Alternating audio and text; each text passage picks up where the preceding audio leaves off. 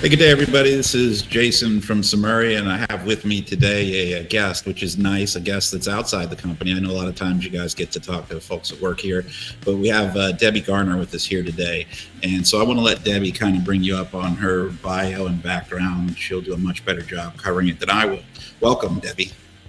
Thank you. Hi. Very nice to be here. I'm excited about our conversation today. Yeah, absolutely. So you want to tell everybody a little bit about your background and how you got to where you are now, and then we'll dig into some of the juicy details.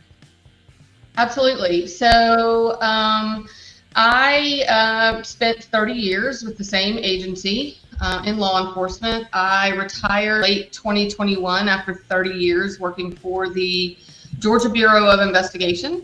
And during that time, I had a variety of assignments. I was hired straight out of college to drive all over the state of Georgia and buy illegal narcotics undercover at 22 years of age in my personal car, and they paid me $17,000 a year to do it. Wow. And I thought that was the best job ever at the time. They don't do that anymore. You know, that's not a position that they have anymore, but law enforcement has changed a lot since then in mostly very good ways. So my first assignment as a law enforcement officer was undercover narcotics. And, since then, after that, I worked the ever so exciting world of healthcare fraud. I helped manage an office that worked general investigations, rape, robbery, homicide, political corruption, officer-involved use of force, and most of that was in Metro Atlanta, even though I worked for a statewide agency, and most of my assignments have been statewide assignments. I worked in Metro Atlanta when I was helping manage that particular field office. I helped manage the terrorism intelligence component of our fusion center. And but for the last 8 years of my career, I was a special agent in charge of GBI's Child Exploitation and Computer Crimes Unit. And whoever holds that position in GBI is also the ICAC commander for the state of Georgia. Okay. So I did that, and by far it was my favorite assignment. I had several assignments that I absolutely loved throughout my career, and some that I liked. You know, I think all of us who have been in law enforcement probably have some assignments that we like better than others, but my favorite assignment by far was the last 8 years of my career. So when I retired, I did go into the private sector. I had developed some really amazing relationships with some digital forensics companies and technology companies. And, since retirement, I have been in the private sector helping companies sort of explain their technology, explain their tools to mainly law enforcement executives who don't always understand technology. So since I was a decision maker purchasing a lot of those tools, I had to understand them from that level. What they can do, how they can improve your workflow, what the cost was, how they fit into your budget, how they helped you, budget time and money, those types of things. So, I've been in the private sector sort of evangelizing technology. I personally believe technology is the future of policing. That's and sure. I really like being in the private sector space, helping technology companies sort of translate and market to law enforcement. And I still feel like I'm part of the mission, right? Helping law enforcement by bringing really great tools, to them. So absolutely, it's a rapidly changing industry, right? So somebody's got to help shepherd that or evangelize. I'm a translator, cheerleader, or wrestling promoter, whichever one whichever one you identify with most, I guess. But yeah. Yeah, exactly. So it's interesting. So yeah, you talked about the exciting world of healthcare fraud, and what's interesting is I do not have a background in law enforcement. Most of my background is in business. The last law enforcement thing I did was with the St. Thomas More Elementary Safety Patrol, and that lasted about a year, and we parted on less than amicable terms. So until I guess about 40 years later, when I got involved in this, the only other real attachment or information I had about law enforcement was my dad, who's passed a few years ago, was a deputy inspector general for Health and Human Services for the Department of Audit. So I actually keep his badge on my desk. Nice. I got his badge after he passed. He did that for about 40 years and retired. But so somewhat familiar with that. I mean, he was always off somewhere in some state auditing this hospital or that hospital, and it's it's a multi-billion-dollar fraud industry. It is incredible how much of the dollars that are meant to help people with their health care are stolen. Yes. By physicians, by doctors, by the medical community, and not all. It's just like I'm not painting them with a wide, with a broad brush, but it's amazing. Most of the people who work in healthcare fraud are not investigating the recipients of that social program. It's the physicians that who are billing for things that they didn't do, or upcoding, billing for something that's more expensive than they actually did. That's the type of thing. And it is unbelievable how much money goes to fraud in healthcare. It is. Yeah, he did that for 40 years and really enjoyed it, and I guess left on his own terms and without getting too political or causing the wrath of too much stuff. What finally got him out of doing that was, audits are random. That would be the point. And there was I'll just call it a big state in the Mid-South of the United States that was up for audit, and he got told by the political appointee, we're not auditing that state. And he said, yes, we are. And they said, no, we're not. And so he went out on his own terms and ended up on the Hill testifying. So I kind of have a little bit of a connection there with the healthcare thing. But really, for me, for any number of reasons, personal and professionally, the crimes against children is where my heart lies, right? And that's really what was really important to me when I came into this industry was finding a way that I can give back, finding a way that I can help. I have 3 kids, and it's important to me later in life to figure out how I fit in the world and how I make a change, right? And so that's what I try and do here at SUMURI, beyond all the other stuff we do. And one of the things that I've never really understood, at least not in depth, right? And I think there's a lot of people out there that are the same. We understand ICAC means Internet Crimes Against Children, right? And we understand that a task force is more than one agency, and then that's it, right? Like what actually happens or what goes on there is of great interest to me, because I never was involved in that, other than where we've helped here on the SUMURI side with our hardware or our software.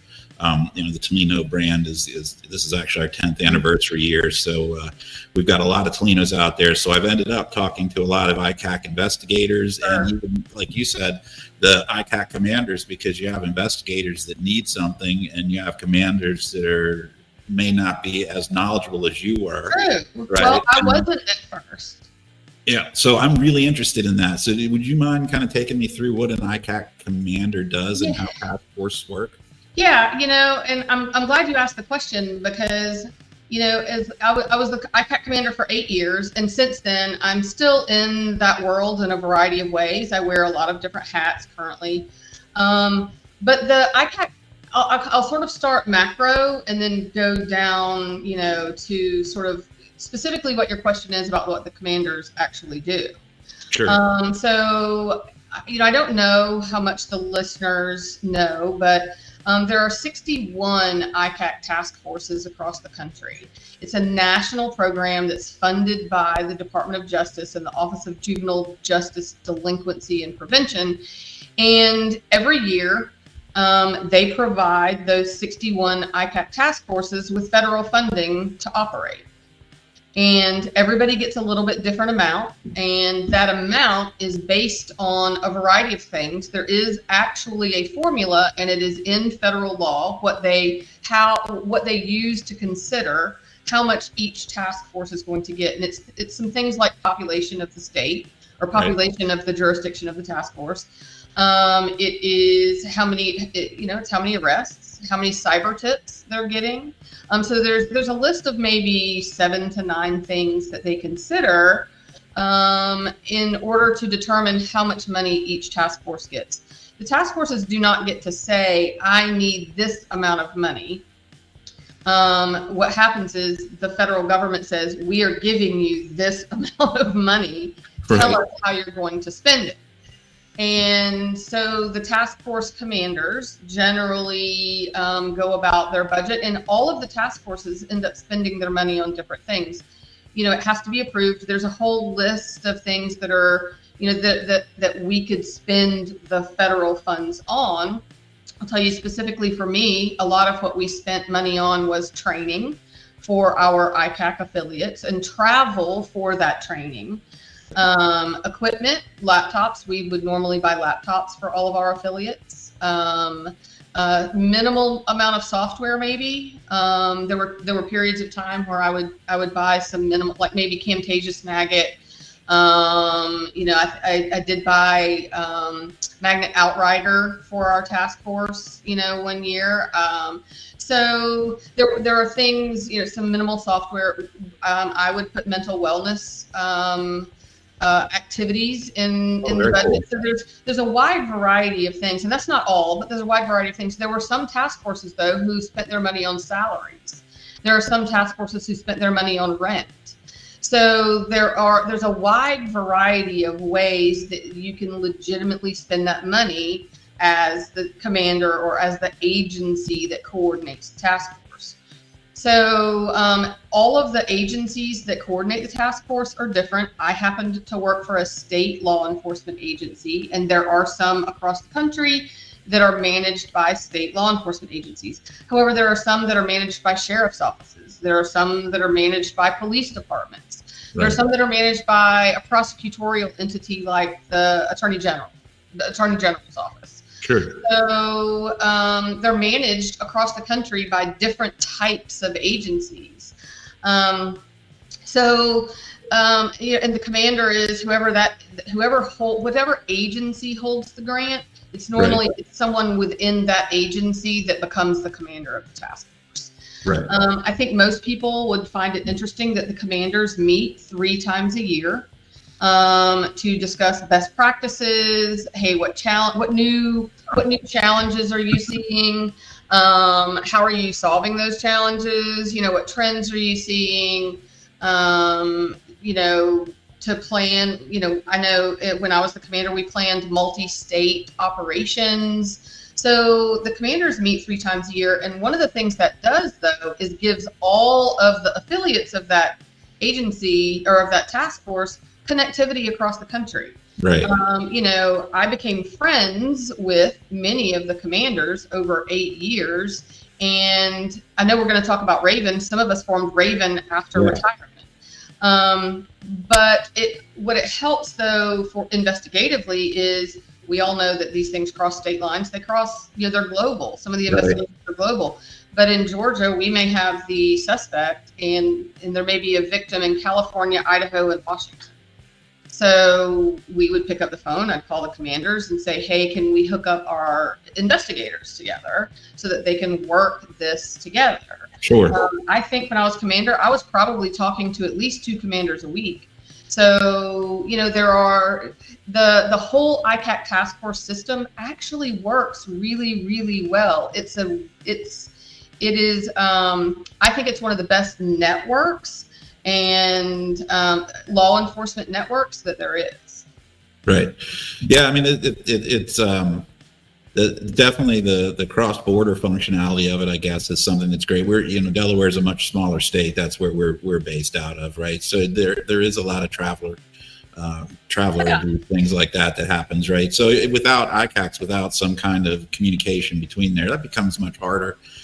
One of the things I was interested in that you talked about with the funding coming from the federal government, does that work? And I know that the amounts wouldn't be the same, but is there anything additional that you can do to fund ICAC? So do they work off seizure money or grants, or is the ICAC just the ICAC and then all of that happens at an affiliate level? It's a good question. So I will talk about it in two ways. So for example, for us, this when the GBI got the federal grant money and coordinated the task force using that money, GBI also, though, put money in, like my salary was paid for by the GBI. Even though I was the commander of the task force, we did not use grant funds to pay for that. So the GBI, all the agents in my office, all the digital forensic examiners in my office, all of their salaries, all of our vehicles, all of that was paid for by the GBI. So the state did help fund some of the task force, but it was really just seen as a regular GBI office. And then we had ICAC grant funding to help coordinate training for the affiliates and things like that. So one of the other things that some task forces are doing legislatively across the country, depending on the state you're in, there is some legislation. For example, South Dakota, I think the Senate just passed legislation that will require convicted people who had digital forensic examinations done to have to pay $100 per digital examination. So there are, and all of that money goes to the ICAC task force. There's legislation across the country that says things like, all the fees when someone's convicted of a crime, there might be a whole set of fees. Some of them have added a fee for ICAC task force. Oh, cool. So there are some things that go on, but other than that, the agencies themselves have to add additional funding. The funding that the federal government gives does not fully fund the task force. Right. So just one other little, I guess, tidbit about that is, I know for us, when we received our funding, and I sort of went through how we used that in general, some task forces give money to their affiliates, like a sub grant to their affiliates. That happens as well. We did not do that in Georgia. We had 280 law enforcement agencies that were part of our task force. There's no way to equitably provide. We didn't receive enough money to give any money away. We decided to train them really well, provide them with minimal equipment and software so that then they could go do that job to help us with cyber tips. So, Yeah, that's fascinating. And so it's interesting too, because one of the things, and this is a little bit geeky on the non-forensic side of this world, but business intelligence is something that you need to do if you're a for-profit company. And one of the interesting things is, with the advent of AI and all of the things that you can do with that, is you can actually get visibility into a lot of local government meetings where they're and it just scrapes for ICAC or Internet Crimes Against Children, and pulls stuff up, and it's amazing, and it's kind of heartening for me to see all the small town areas that are talking about ICAC now, and working with task force and things like that. So it has come a long way in the 10 years I've been doing it. I can't imagine since you went out in your car for $17,000 to buy a bag of weed somewhere in North Georgia, how much that's changed, right? But it's really fascinating, and I don't think people have a clear understanding of how that works, of how connected law enforcement has to be in terms of this, because so much of it does cross state lines, right? It's done on the internet. Even stuff that's not done on the internet, they're leaving where they live and going other places like Delaware to abuse people. And absolutely. Well, and when officers are assigned a cyber tip, it's often sent to multiple agencies. If there's an indication in the initial information that NCMEC receives, and they know that the suspect is one location and a victim is in the other, they send that to both states. And for the most part, it's not true across the board, but for the most part, most task forces take the stance that if I have the suspect, I will be the lead on the investigation. And then they simply need to coordinate with the other task force for possibly interviewing a victim or obtaining digital forensics, a download of their phone, or things like that. But it's normally the jurisdiction that has the suspect in the ICAC program that takes the lead. That's not 100% true. Some task forces feel differently about that they want to be victim-centered and they're going to investigate anything that involves a victim in their jurisdiction. I respect that. But it is this connectivity and, across jurisdictions that really is ultimately amazing, that we've had to do it because almost every case involves multiple jurisdictions. Yeah, absolutely. And one of the other things I think that's always interesting to me too is how those funds get spent, because there is that I guess optionality for ICAC commanders on how they spend the money. And the thing I like that you said about GBI and them funding the investigators is you can invest in hardware or software and force multiply investigators if they're already there, tremendously if you know what you're doing. And I think that's kind of some of what you transition to outside of law enforcement and in the private sector is helping those ICAC agencies learn that, hey, if you it may be less expensive and a whole lot less overtime to buy 2 forensic workstations per examiner than to have 2 examiners and 2 workstations, right? So it's fascinating to me coming from the other side of that and trying to help ICACs get Tolinos in or the software that they need to operate, to hear what an ICAC commander's view is of that and how much it differs. I guess I really didn't understand. I thought that the feds might control it more than that, but I think it's great that they do have the freedom to build the ICAC task force that they need. There have been discussions about earmarking some of the funds for certain things. I remember one year we did have instructions that say 20% of our funding had to be spent on technology solutions. So, which wasn't a problem for us. We did that anyway. So, it is like in the private sector, it is interesting because we want to help, if we're talking about ICAC, we want to help ICAC investigators because they're so overwhelmed with cases, work their cases more efficiently. We want to help their workflow. We want to help them do things faster because they are so overwhelmed with cases. The actual investigator, if we're going to break it up into investigators and examiners, which I know some of that crosses, I know some people do both. Right. But investigators, getting assigned the cyber tip and writing subpoenas and search warrants and, conducting the interviews and things like that. And the examiners taking what the investigator got from the scene, from the search warrant. And then they have to process that evidence, making all of that move faster so that they can work more cases, rescue more kids, get more bad guys off the street. That is sort of the mission of the private sector, right? To help them do all of those things. Yeah, and it's interesting because you mentioned that, right? And I think that it's obviously all things change over time, but I think that the investigator analyst is going away quite rapidly anymore and going to dual roles, just an investigator and an analyst being 2 separate roles, and you don't see them together. So with ICAC task forces and federal stuff, that I'm not as familiar with either. So how much of the ICAC, and I'm guessing it's going to be up to the individual task force, but how many people are sworn versus not sworn, and does the government control that in any way?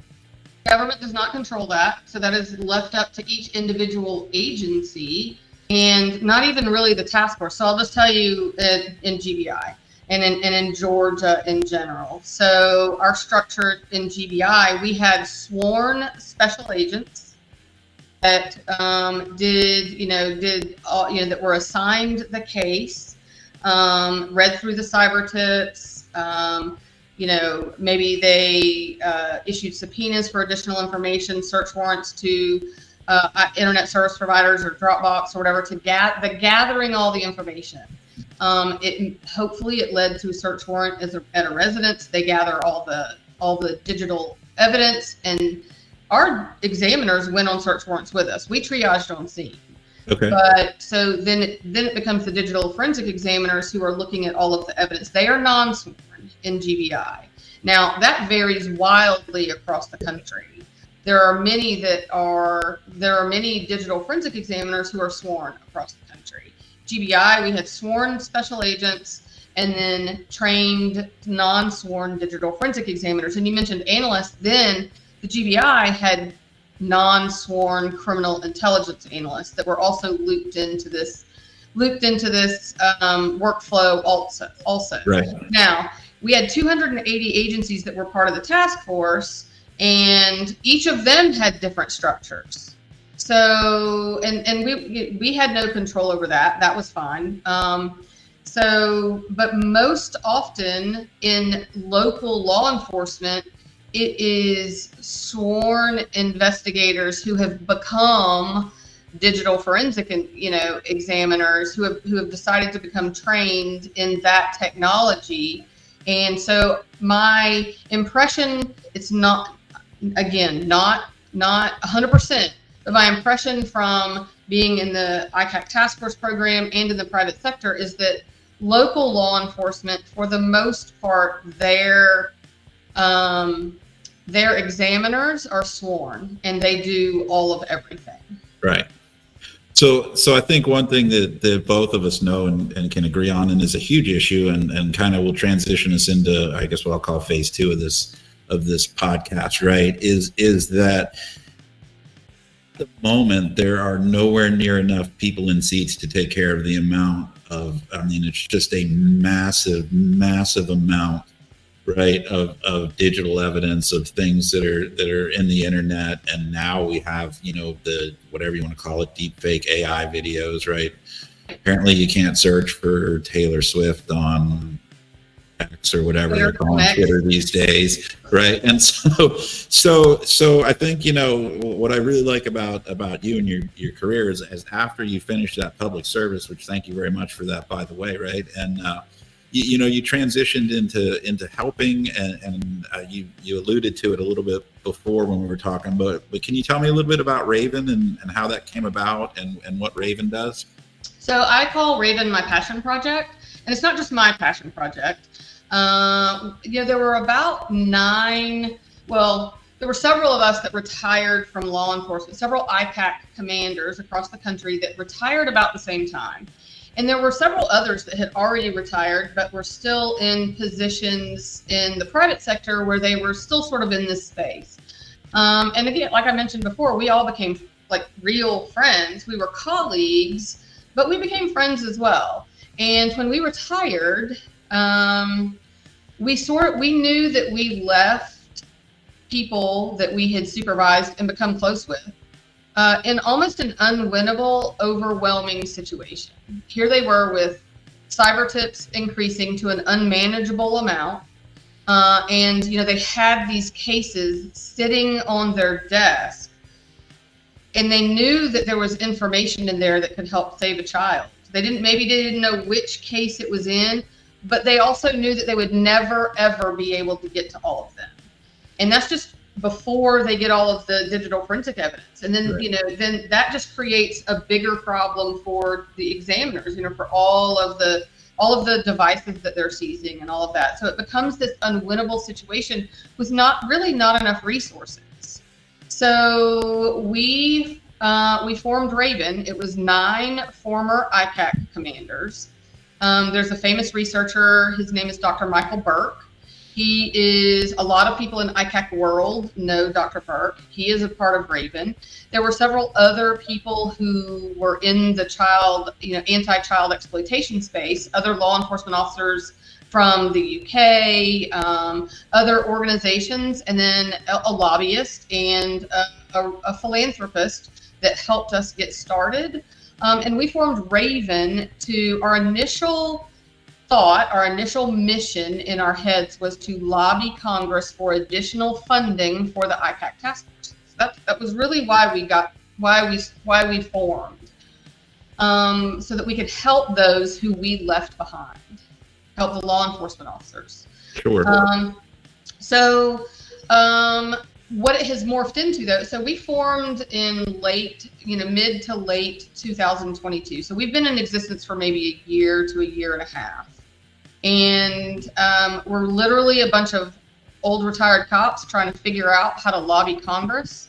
And we've done way better than we thought we would. Awesome. We've actually gotten a lot of traction. And we've morphed into being a resource for Congress on this issue. They've had other resources, obviously NCMEC and Thorn, there have been other organizations that have educated Congress on this issue, but no one from law enforcement. Congress knew that this was a problem, but they never really understood how it all rolled downhill and then how it affected law enforcement. Law enforcement is, if you talk about the cyber tips coming from the internet service providers, the Facebooks of the world, and going to NCMEC, and then going down to law enforcement, they never really heard how that affected law enforcement or what happened. Right. So we were educating them. This is what's happening. This is where we're at. We can't get to them all. And so it morphed into, we also assist with legislation that helps make these types of cases more efficient, the investigation of these types of cases more efficient. And more effective.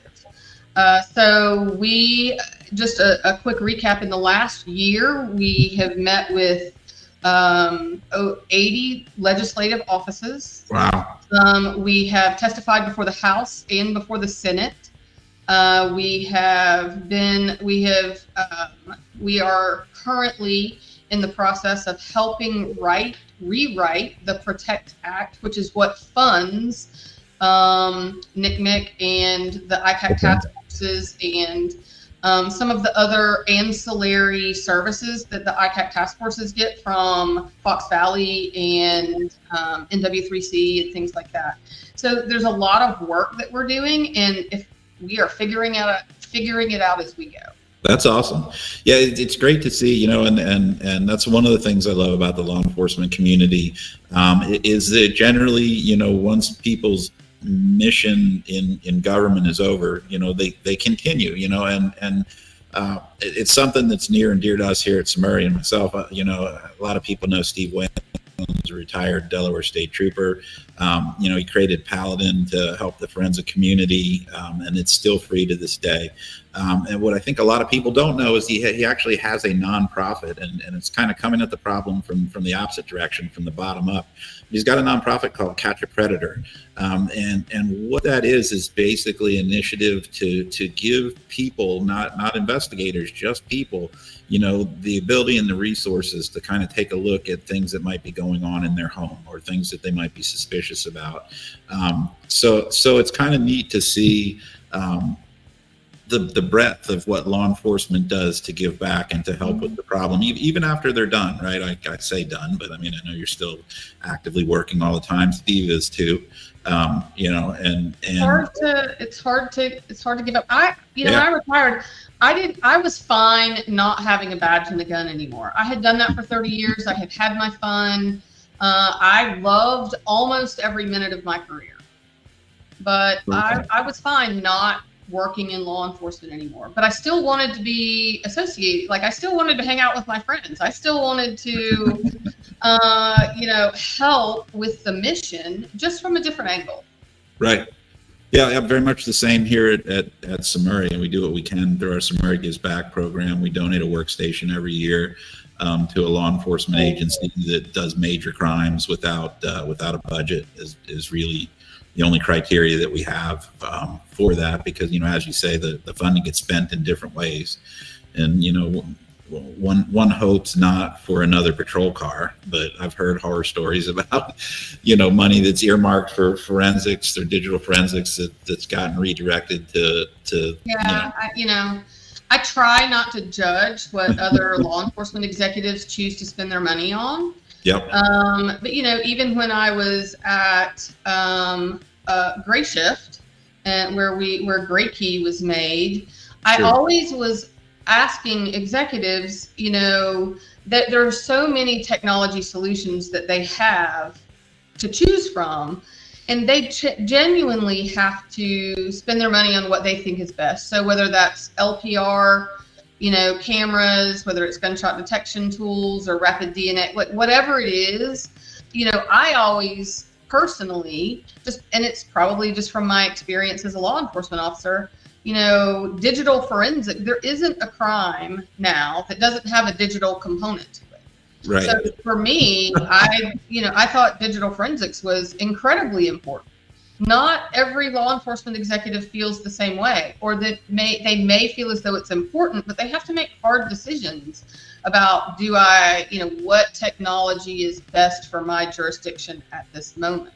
Of course, again, I always thought digital forensics should take a front seat, but they didn't always. So it is. I mean, I try not to judge, but I do have an opinion.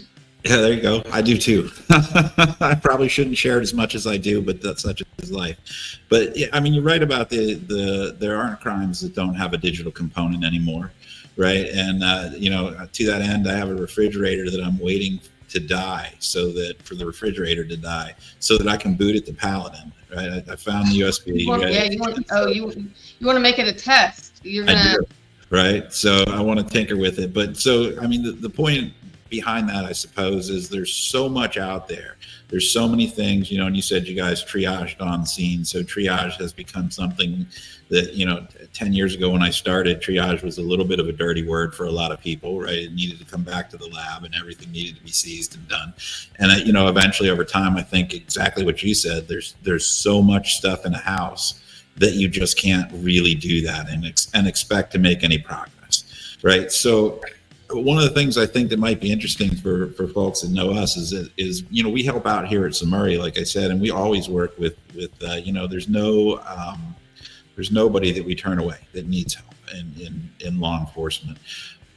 But that being said, I think there are a lot of people that won't necessarily ask for help from a vendor for something like that. So what are some of the things, like as an ICAC commander, you can recommend to other folks in ICAC task forces or even the affiliates about how they get those things through? Like, what's the best way to convince, say, an ICAC commander that one Tolino laptop is better than 4 Dell laptops, even if you can buy 4 for the same price, right?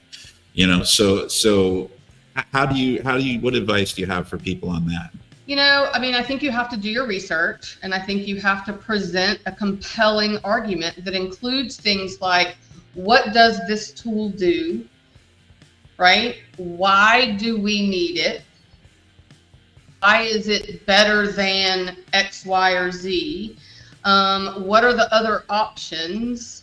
And I think you have to be honest and almost, create a proposal or presentation that answers all of these things. So as an executive, when I'm making a decision about any tool or hardware, or, I'm like, why is it that you are suggesting this over something else? Like, right. I'm not, it's not a test. It's just, I really, as someone who has control of taxpayer dollars, I always wanted to absolutely spend them properly in the best way that we could. And that means, making sure that I'm making the best decision. So bring me information that says what the tool does, why, compare it with, like, maybe it is comparisons, maybe you do give me some numbers on would 2 Tolinos actually equal, more people, or like that, like the amount of work that it could do. So that takes effort. That takes, and I know that law enforcement leaders have people coming to them saying, hey, this is what we need. And they say, well, do some research and bring it back to me, and I'll absolutely consider that. And then it never happens, Right. So, but it's going to be, how much does it cost? Why is this better than other options? And what does it actually do? I always wanted to know what the tool did, or what the hardware or the software did, because I wanted to understand. Because I also had people that I had to report to. So it's really a proposal, a presentation that includes all of these things so that an executive can make a decision. Sure. And, and I should probably know this, but I don't, but I'll just ask, obviously vendors are a resource and probably where a lot of people get a ton of information, but I'll just liken it to handguns, right? There's a million magazines, publications, things you can look at outside of the vendors, to get information about things and things like that. Is there anything out there in the digital world that you came across?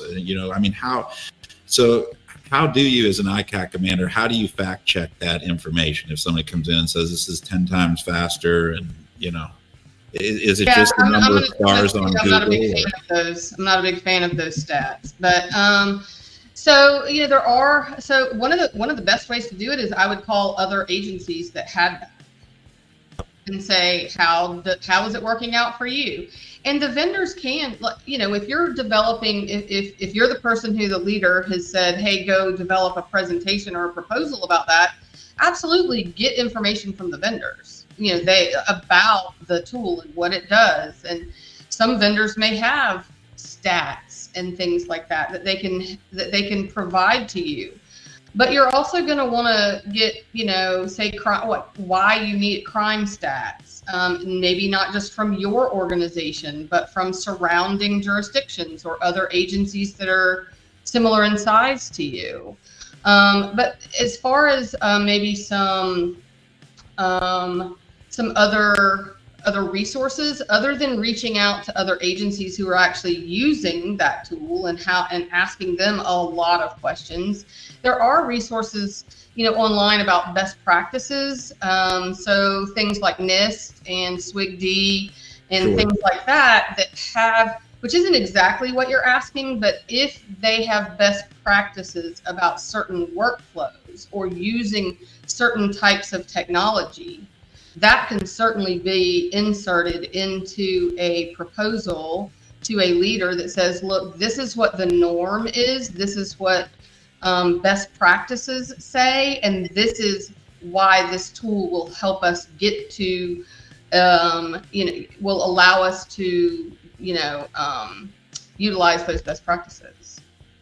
Right. Yeah. No, those are both great resources, and we'll put links at the end of this to all the resources, including Raven. But you bring up a good point about NIST, because that's changing as well, and they're doing a lot more benchmarking and testing of software and things like that to actually put that stuff together and formalize it.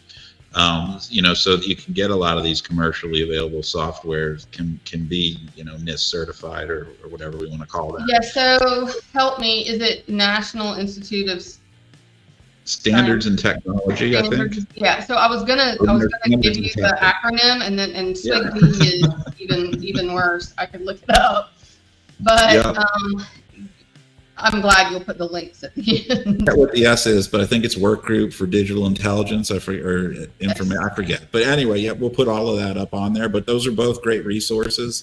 Mm-hmm. Like you mentioned, vendors also will help with that, right? We have a Tolino team that will help you put together all of that information and tell you why it's important to get a machine that's built by forensic examiners for forensic examiners rather than something you can grab off the shelf at Best Buy. And how that actually saves you money, not cost you money. So there's a lot of ways I think all of us can help beyond our day jobs, I guess I'll say, right? And you certainly have transformed your day job into a passion project with Raven, and that's fantastic. The successes you guys are having, and well needed. And we're kind of running out of time, but if you're amenable, I'd love to do another podcast where we talk about some of the stuff coming up with this first generation AI CSAM, sure. and delve a little bit more into what the government's doing. I know obviously the Biden administration put something out last year in terms of wanting industry to take more responsibility, and we just had a bunch of industry leaders up on the Hill getting grilled. Good. And I'm just curious about your take on that and Raven's take on it, because after a while, I get a little jaded, and maybe I think a lot of the people that listen do too. We talk about the same problems over and over again, but nothing changes, right? It's very frustrating. So I would love to have you back on and just kind of talk about, what you saw with the testifying on the Hill and the changes, and whether you think it's going to, I know it's going to make a difference. I know you're making a difference, but how it's making a difference and how other people can help make a difference. Because absolutely. One thing that I'm sure of is that it's a problem that's too large. You can call it global warming or the environment or whatever, but CSAM is a problem that's too large to be solved by a small group of people. Everybody has to take a role, right? I'm a big believer in getting everyone in the same room, which is sort of high hopes for something like this. But, if we could get lawmakers, law enforcement, NGOs, technology companies, internet service providers, all in the same room to talk about this, I know we would not all agree on everything. But I think all being in the same room and discussing certain things, I think would certainly go a long way to really understanding the differing perspectives, and trying to come up with some solutions or compromises. Awesome. Well, I think I'm about out of time. Eventually this thing will stop recording. And so with that, I'll thank you for coming on. I think it was a great discussion. I think it's something that, I like to do things and shake things up a little bit and not necessarily talk just about a tool that we're trying to sell, even Sure. if that tool is designed to help move the mission forward. It's great to talk to somebody just about the whole general environment and ecosystem and what's going on. It certainly helps me understand what I need to do here at SUMURI to help move the mission on. And so thank you so much for being on. Really appreciate it, and look forward to talking to you again soon. Absolutely. Thanks, Jason. Yeah, absolutely.